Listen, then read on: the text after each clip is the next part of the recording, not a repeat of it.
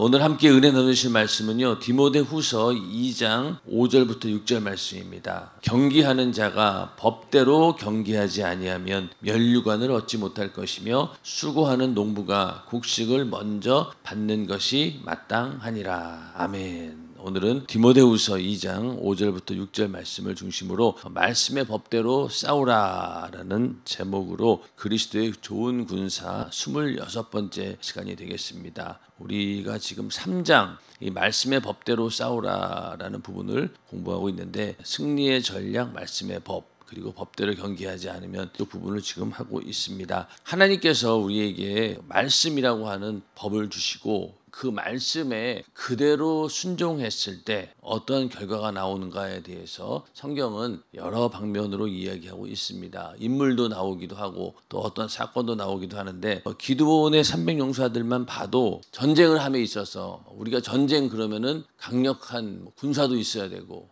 또 더 좋은 무기도 있어야 되고 그런 것인데, 하나님께서 역사하신 그 전쟁을 보면은 도저히 그 인간적인 생각으로는 이해가 안 되고, 이런 방법으로 과연 전쟁에서 이길 수 있을까라고 의문이 들 정도로 그러한 경우가 많은데, 이 기드온과 300용사들도 마찬가지입니다. 처음에 그 용사들을 선별하는 과정에 있어서도 너무 많다. 결국 추려가지고 300명 딱 가지고 전쟁을 치른다. 그 자체가 사실은 인간적으로는 도저히 납득이 되지 않는 그런 부분이었지만은, 일단은 300명을 하나님께서 추리십니다. 그리고 나서 이 300명을 세 대로 나누고 다시 또 세 그룹으로 나눈 다음에 각 손에다가 나팔과 빈 항아리를 들리고 항아리 안에는 횃불을 감추게 하고, 이렇게 이런 모습이라고 여러 가지로 사람들이 그림을 그린 것 같은데, 한 손에 나팔을 들고 또 빈 항아리를 들리고, 그리고 항아리 안에는 횃불을 감추고, 한쪽 손으로는 나팔을 불고 한쪽 손에는 항아리하고 그 안에는 횃불이 들어있었다는 거예요.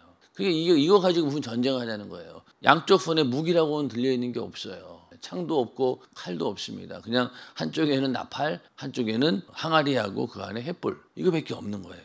그러면서 뭐라고 했느냐? 너희는 나만 보고 나의 하는 대로 하되 내가 그 진가에 이르러서 하는 대로 너희도 그리하여, 나와 나를 쫓는 자가 다 나팔을 불거든 너희도 그 진 사면에서 또한 나팔을 불며 이르기를 여호와를 위하라, 기드온을 위하라 하라 하니라. 기드온이 하라는 대로 이제 하라는 거예요. 그래서 나팔을 불고 그 다음에 소리치기를 여호와를 위하여, 기드온을 위하라 이렇게 외쳐라, 이렇게 명령을 합니다. 그랬더니 기드온과 그들을 쫓은 100명이 이경초의 진가에 이른즉 번병에 체번할 때라 나팔을 불며 손에 가졌던 항아리를 부수니라. 그러니까 적진에 갔을 때 여기도 근무 교대를 하는 그런 시간이었는데, 갑자기 그 나팔을 불면서 손에 가졌던 항아리를 부순 거예요. 세 대가 나팔을 불며 항아리를 부수고 좌수에 횃불을 들고 우수에 나팔을 들어 불며 외쳐 가로되 여호와와 기드온의 칼이여 하고 각기 당처에 서서 그 진을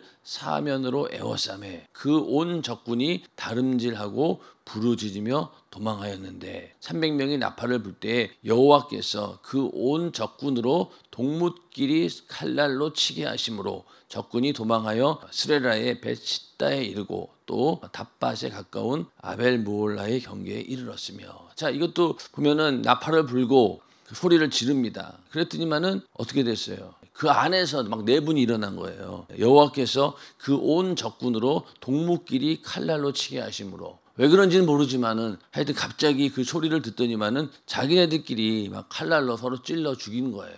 자멸한 거죠. 이런 일들이 성경에 보면 많이 나오죠. 아무것도 하지 않았는데 하나님께서 역사하셔가지고 자기네들끼리 막 싸우다가 결국은 분란이 일어나서 그 전쟁에서 완전히 패배하고 마는 그런 것들을 많이 보는데, 여기 기드온의 300용사도 그렇습니다. 그래서 우리가 이 하나님께서 말씀의 법, 이미 하나님께서 어떻게 하라고 다 명령해 주셨잖아요. 대충 얘기한 것도 아니고 너희는 이렇게 해라. 이 모든 명령들이 인간적인 눈으로 봤을 때는 이게 도저히 이해가 안 됩니다. 이렇게 해가지고 어떻게 전쟁을 이기겠냐고요. 만약 오늘날 이 시대에도 우리에게 이런 식으로 하나님께서 명령하신다라고 했을 때 과연 우리가 납득하고 받아들일 수 있는 사람들이 얼마나 되겠냐는 거죠. 우리도 이 땅에 살면서 수많은 영육 간의 문제들이 있습니다. 영육 간의 문제가 있다는 것은 다 그 이면에는 영적인 싸움이 있고 또 마귀 역사가 있고 그것을 우리가 이겨내야 되는 그런 과제가 있는데 그럴 때마다 하나님께서 하라고 하신 명령의 법, 말씀의 법하고 나의 생각과 나의 수단과 방법하고는 엄청나게 큰 차이가 있는 것이죠. 그런데 우리는 보면은 언제나 하나님의 말씀의 법을 쫓으려고 하기보다는 내 인간적인 수단과 방법을 앞세울 때가 많이 있습니다. 그리고 아무리 하나님의 말씀의 법을 우리에게 알려주어도 그 명령에 우리는 순종하지 않아요. 왜? 내 생각과 내가 가지고 있는 경험과 이런 것들을 토대로 했을 때 도저히 그건 납득이 되지 않는 일이기 때문에 그걸 거부합니다. 명령에 순종하지 않아요. 여기 기드온의 300용사들도 정말로 기드온이 이러한 하나님을 향한 믿음이 없었다라고 하면은 불순종할 수도 있겠죠. 이런 식으로 전쟁 못합니다. 이게 과연 말이나 되는 소리입니까? 그러나 말이 되는 거예요. 이렇게 성경에 기록한 이유는 오늘날 우리들도 마찬가지로 우리의 생각과 또 우리의 이론과 또 우리가 가지고 있는 경험치로 봤을 때는 도저히 하나님의 방법이 시대에 뒤떨어진 것 같고 또 지금 현실과는 맞지 않는 것 같다. 이런 생각이 들겠지만은 그러나 그 방법만이 영원히 우리에게 승리를 줄 수 있는 능력이다라는 사실을 우리가 알고 거기에 그 말씀에 우리는 그대로 순종을 해야 됩니다. 결국은 이 기드온의 300용사들은 피 한 방울 흘리지 않고 자기 손에 피도 묻히지 않고 그냥 다 승리한 겁니다. 그래서 하나님의 법대로 싸운 그들에게 하나님께서는 승리의 영광을 안겨주신 것이죠. 하나님 말씀의 법은 이 세상의 법과는 완전히 다릅니다. 이런 성경을 보면서 우리도 이 땅에 살면서 이러한 일이 생겼을 때 하나님의 말씀의 법을 그대로 믿고 따르고 순종해서 늘 승리하는 우리가 되기를 주님의 이름으로 축원합니다. 그래서 이 기드온의 용사들이 300명이 정예 부대가 선출이 되어서 전쟁에 이긴 것도 아니고 전술과 전략이 뛰어나서 이긴 것도 아니고 하나님께서 이 전쟁을 치러주신 겁니다. 그래서 모든 이 영적인 전쟁은 하나님께 속한 것이다 라는 말씀처럼 이 기드온의 용사들의 싸움도 그런 모습을 보여준 것이죠. 자, 그 다음에 또 어떤 얘기가 나오냐면 요단강을 건너는 이스라엘의 이야기가 나옵니다. 이것도 마찬가지예요. 아예 처음부터 하나님께서 명령하신 거예요. 이제 여호수아가 이제 모세가 죽고 나서 여호수아가 이제 가나안 땅으로 이제 가게 됩니다. 그래서 가려고 하는데 이 요단강이 앞을 가로막고 있는 거예요. 요단강만 지나가면은 거기가 바로 가나안 땅입니다. 그런데 이 요단강이 딱 버티고 있으니까 이거 어떡합니까? 거기서 이제 기도하던 가운데 하나님께서 어떤 명령을 내리시냐면 온 땅에 주 여호와의 궤를 맨 제사장들의 발바닥이 요단물을 밟고 멈추면 요단물 곧 위에서부터 흘러내리던 물이 끊어지고 쌓여 서리라. 이렇게 명령하셨어요. 그러니까 이 요단강이 갈라지는 것을 우리가 생각하기에는 발을 내딛었으니까 또 뭘 했으니까 그렇게 해서 하나님이 역사하셨다라고 우리는 말을 합니다. 그러나 사실은 이미 하나님께서 작정하신 거예요. 너희가 요단강을 건널 수 있도록 이미 명령을 하신 거예요. 제사장의 발바닥이 요단물을 밟고 멈추면 요단물이 끊어진다는 거예요. 그러니 이 말씀을 정말로 그대로 믿고 여호수아는 여기 그림처럼 이게 제사장들로 하여금 법궤를 메고 딱 발을 디딘 거예요. 그리고 나서 있었더니만은 정말로 이 강물이 위에서 내려오던 물이 다 끊어져 버린 거죠. 그러고 나서 제사장이 그 길을 계속 강물을 밟고 있으니까 그 사이에 이스라엘 백성들이 전부 다 지나간 겁니다. 그러니까 이미 하나님께서 명령하신 그 법이 그들 앞에 딱 떨어진 거예요. 여기도 마찬가지로 인간의 지혜와 인간의 머리에서는 이러한 지식이 나올 수가 없죠. 요단강을 이거 어떻게 건넙니까? 그리고 이때가 요단강이 가장 물이 많은 때예요. 또 그런 거 보면은 하나님께서 항상 보면은 가장 최악의 상황, 인간의 힘으로 도저히 할 수 없는 불가능한 상황 가운데서 늘 하나님께서는 말씀으로 명령해 주시고 그 명령에 순종한 자에게 하나님의 놀라운 이적을 보게 하십니다. 인간의 지식으로는 어때요? 요단강 밟으면은 그 순간 빠져 죽는다. 이건 너무나 당연한 거겠죠. 여기야 뭐 물이 이렇게 조금인 것처럼 보이지만은 딱 봤을 때 이게 도저히 건널 수 없다. 인간의 힘으로는 건널 수 없다. 그리고 한두 명도 아니고 이스라엘 백성들이 다 건너가려면은 200만 명 이상일 텐데 그 사람들이 건너가기 위해서는 한두 명이 헤엄쳐서 건너간다고 될 일이 아닌 거죠.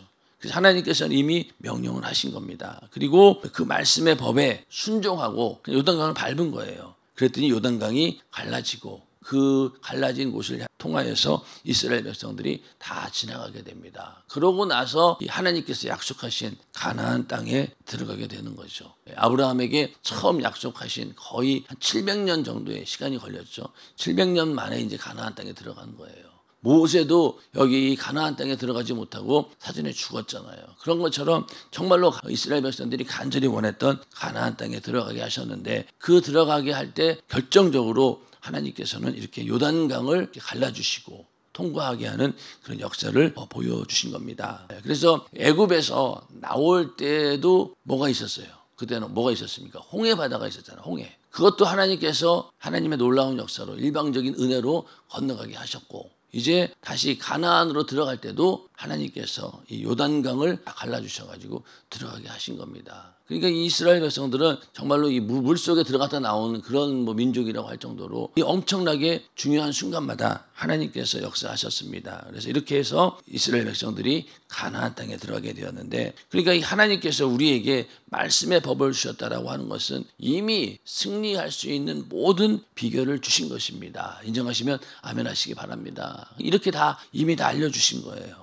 그리고 승리할 수 있도록 모든 방법을 다 알려주셨음에도 불구하고 역시 똑같을 거예요. 우리도 만약에 이 시대에 이 자리에 있었다라고 하면은 저 뒤에서 아마 내심, 아이고 말도 안 되는 일을 하고 있구나, 이렇게 불만불평하는 사람들도 있지 않겠습니까? 왜냐하면은 이 가운데는 홍해 바다를 건너는 그런 이적을 경험하지 못한 그런 세대들도 있을 거 아니에요. 그러니까 이게 도대체 뭐 하는 건가? 저게 과연 가당키는 한 일인가? 라고 할 정도로 뒤에서 아마 비웃고 조롱하는 사람들도 있었겠죠. 그러나 하나님께서 이렇게 역사하셨습니다. 여호수아가 또 처음으로 모세의 뒤를 이어서 행하는 일이었는데, 여기서 하나님께서 여호수아와 함께하고 있다고 하는 사실을 분명히 보여주게 되면서 가나안을 정복할 때 그 여호수아를 통해서 그 일을 이룰 수 있도록 하신 그런 일도 있겠죠. 기드온의 300용사와 마찬가지로 인간의 지혜와 세상의 법이 사실은 온 세상을 다 장악한 것처럼 보입니다. 세상을 돌아보면은 다 그래요. 우리가 전도하는 것만 해도 그렇습니다. 아, 시대가 너무 많이 바뀌었구나. 그러다 보니까 사람들의 마음도 많이 바뀌었을 것이고 생각도 바뀌었을 것이고, 그러다 보니 우리가 전하고 있는 복음이 너무나 초라해 보이기도 합니다. 아, 이거 갖고 와야 될까? 이거 갖고 와야 될까? 물건 하나 팔아먹으려도 사람들이 정말로 지혜를 총동원해서 요즘 시대의 사람들의 마음을, 성향을 막 분석해가지고 어떻게든 물건 하나 팔아보려고 그렇게 막 기를 쓰고 노력하는데, 구령의 열정 하나 가지고 복음을 전하는 것, 이걸로 과연 이 사람들이 먹힐 수 있을까? 그런 고민들도 교회가 지금까지 계속 해옵니다. 그러나 하나님께서 하신 방법은 성경에 있는 말씀 그대로 사도행전에 나오는 그것만이 교회의 부흥의 지름길이다라는 것을 그냥 거기에 명시해 놓으셨어요. 그럼에도 불구하고 사람들은 세상이 자꾸 변했기 때문에 복음 전도가 어려워지고 또 교회를 운영하는 것이 어렵다라고 하지만은 사도행전 시대보다 더 어려운 시대는 없었습니다. 그때는 정말로 예수 믿는 사람들을 잡아 죽이는 그런 시대였고, 교회가 핍박을 당해도 지금보다 더 당하면 당했지, 아마 교회 역사상 가장 큰 핍박을 받았던 때일 수도 있어요. 그럼에도 불구하고 복음은 왕성하게 전파되었고 또 많은 교회들이 세워졌습니다. 그런 것처럼 하나님은 이런 그 시대의 법을 초월하시는 분이고 세상을 능히 이기시는 분이기 때문에 우리는 그 하나님의 말씀의 법대로 순종할 때 하나님의 역사를 보게 되고, 그로 인해서 하나님 능력을 우리가 체험할 수 있는 것이죠. 이렇게 해서 이스라엘 백성들은 요단강을 건너가게 됩니다. 우리 안에 어떤 문제들이 있습니까? 요단강처럼 앞에 딱 버티고 있는 많은 문제들이 있지요. 큰 문제도 있고 작은 문제들도 있고, 그럴 때마다 과연 우리는 어떤 선택을 해야 되겠냐는 겁니다. 하나님께서 말씀하신 그 말씀에 순종하는 것 밖에는 이길 수 있는 방법이 없는 거예요. 이미 승리할 수 있는 비결을 알려주셨는데 그것이 바로 무엇이냐? 말씀의 법이라는 겁니다. 그러니까 말씀을 의지하고 그 말씀을 벗어나지 않을 때 우리에게 영적인 전쟁에서 승리할 수 있는 모든 비결, 거기에 있기 때문에 거기에 순종해야 되는 거예요.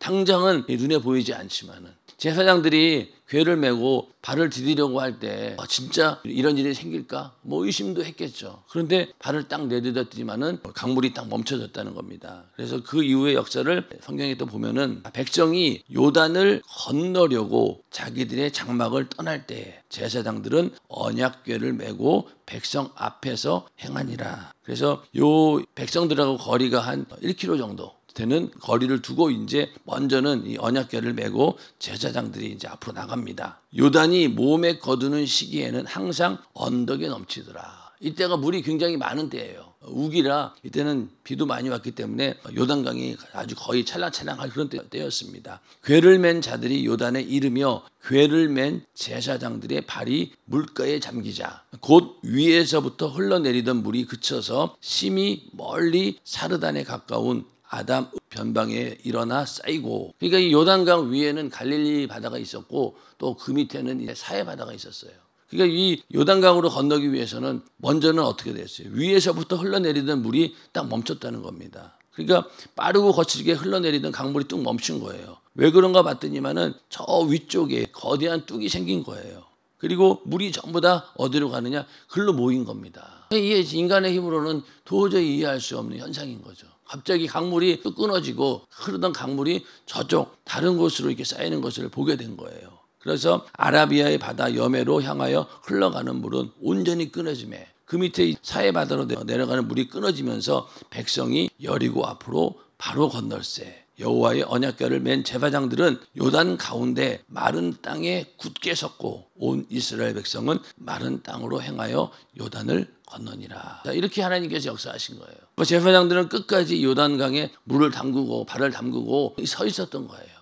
그러니까 그 틈을 타서 이 뒤에 있는 많은 이스라엘 백성들이 거의 200만 명 이상이 그 길을 지나간 거죠. 이런 일이 생길 수 있을까? 이런 일이 생겼다 그러면 난리 났겠죠. 그래서 이러한 일들을 이스라엘 백성들이 경험하고 이제 가나안 땅으로 들어가게 됩니다. 그리고 처음으로 또 만나는 곳이 바로 여리고성이죠. 여리고성도 그 당시 인간의 눈으로 봤을 때는 도저히 이거는 정복할 수 없는 난공불락의 그런 아주 강력한 그런 성이었어요. 여리고성. 근데 그 여리고성도 어땠어요? 전쟁을 해서 싸워서 정복한 것이 아니라 하나님 명령대로 성벽을 돌고 찬양하고 이랬더니만 또 여리고성이 와르르 무너지지 않았습니까? 그런 걸 봤을 때 하나님께서 하시는 일은 정말로 인간의 생각하고는 너무나 다른 거예요. 그럼에도 불구하고 우리가 하나님 말씀에 순종할 때 요단강도 갈라지고 또 여리고성도 무너지고 기드온의 300용사처럼 정말로 이길 수 없는 그런 전쟁도 이길 수 있는 것입니다. 그래서 우리가 이 영적인 전쟁을 가만히 봤을 때 우리 인간의 힘으로는 도저히 이길 수가 없어요. 영적 존재인 마귀 역사는 우리보다 월등히 뛰어난 존재임이 분명합니다. 왜? 눈에 보이지 않죠. 일단은 만약에 우리가 이 마귀 역사가 눈에 보인다라고 하면은요 정말 우리 싸움 잘할 거예요. 눈에 보이니까. 옆에 있는 사람 막 졸고 있을 때 저게 마귀 역사가 한다 그러면 가서 머리끄댕이 잡아당기고 아마 엄청나게 치열하게 싸움할 거예요. 그런데 안 보이니까 이놈이 안 보이니까 맨날 우리가 지는 거지. 눈에만 보였다 하면은 아마 정말로 아주 그냥 박살을 낼 수도 있어요. 근데 이게 안 보이니까 안 보이고 또 슬며시 내 안에 들어와서 나를 미혹하니까 분별이 안 돼서 지는 거지. 눈으로만 볼 수 있다라고 하면 아마 다 이길 거예요. 근데 안 보이니 그런 이러한 영적인 전쟁에서 이길 수 있는 방법이 우리에게는 없다는 거예요. 그런데도 불구하고 우리는 자꾸만 내 수단과 방법 또 나의 경험 이런 것들에 의존해서 하나님 말씀에 순종하지 않습니다. 그래서 하나님 말씀이라고 하는 것이 이렇게 우리는 성경을 통해서도 볼 수 있는 거고 또 먼저 이런 일들을 경험한 사람들의 이야기도 똑같은 얘기가 되는 거죠. 근데 안 믿어요. 안 믿습니다. 자기가 경험한 것만 믿어요. 그러니까 문제가 되는 거죠. 이미 이 하나님의 역사를 경험하고 이것이 맞다라고 아무리 얘기해도 자기가 경험하지 않았기 때문에 안 믿는 거예요. 그러니까 더 답답한 거죠. 경험해보지 않은 것을 시도한다는 것은 항상 두려운 일이에요. 그렇지만은 하나님 말씀이라고 생각한다라고 하면은 그 말에 동의하고 일단은 순종하고 나가야 된다는 겁니다. 그래야지 하나님의 역사가 일어나는 거죠. 거기서 계속 주저주저하고 안 된다라고 불만불평하고 이게 인간적인 수단과 방법으로 말이 되는 소리냐 이런다라고 하면 아마 이스라엘 백성들도 요단강을 못 건넜겠죠. 가나안에 못 들어갔을 거예요.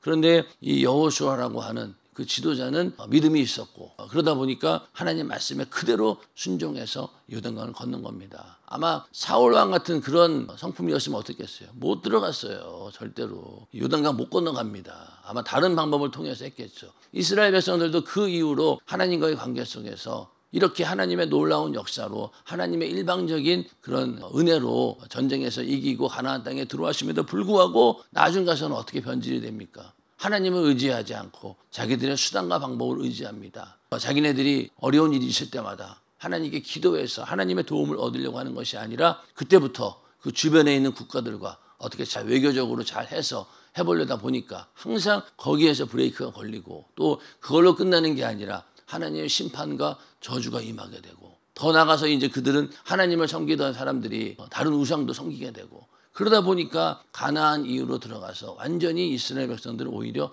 더 타락하게 됩니다. 왜냐하면 광야에 있을 때는 그래도 끝까지 이 환경이 너무 어려우니 하나님을 의지할 수밖에 없었는데 막상 가나안 땅에 들어가다 보니까 다 잃어버린 거예요.